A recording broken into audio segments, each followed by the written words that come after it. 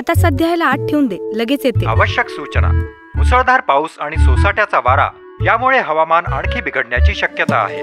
त्यामुळे कुणीही घराबाहेर पडू नये. पाऊस तर खूप छान पडत आहे. यावेळी पीक खूप चांगलं होईल. सुमन, अहो ऐकलत का? अरे इतकं सुंदर पावसाचं वातावरण आहे. जर चहा आणि भजी मिळाली असती तर मजा आली असती. चहा आणि भजी? इथे वातावरण इतकं बिघडत चाललंय आणि तुम्हाला काही पिकांची काळजी आहे की नाही? अहो वहिनी, या वातावरणाला समजणे आमच्या क्षमते पलीकडे आहे. याची कायच काळजी करू. पण पिकांची तर काळजी घ्यायलाच पाहिजे ना, की तुम्ही पण यांच्यासारखेच निष्काळजी होत आहात? अगं हो, पिकांची काळजी तर आहेच आम्हाला.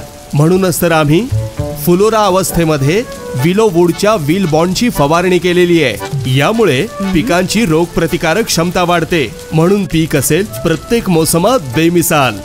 म्हणजे प्रत्येक हंगामात? उन्हाळा, हिवाळा आणि पावसाळ्यामध्ये सुद्धा? हा, मग व्हील बॉन्डच्या वापरामुळे पिकांची नैसर्गिक तणाव सहन करण्याची क्षमता वाढते. मग तर चहा आणि भजी आता माझ्याकडून. हे जमलं आता. कापूस, भाजीपाला पिके, द्राक्षे, शेंगदाणा आणि डाळवर्गीय पिकांमध्ये फुलोरा अवस्थेमध्ये व्हील बॉन्डची फवारणी केल्यामुळे गुणवत्तायुक्त उत्पन्नामध्ये वाढ होते. यासोबतच जैविक व अजैविक तणाव सहन करण्यास तसेच रोगप्रतिकारक क्षमतेमध्ये वाढ होते. अरे वा बहिणी, तुमच्या आजचा चहा तर एकदम व्हील बॉन्ड सारखाच आहे. प्रत्येक हंगामात बेमिसाल. व्हील बॉन्डची कमाल, प्रत्येक हंगाम बेमिसाल.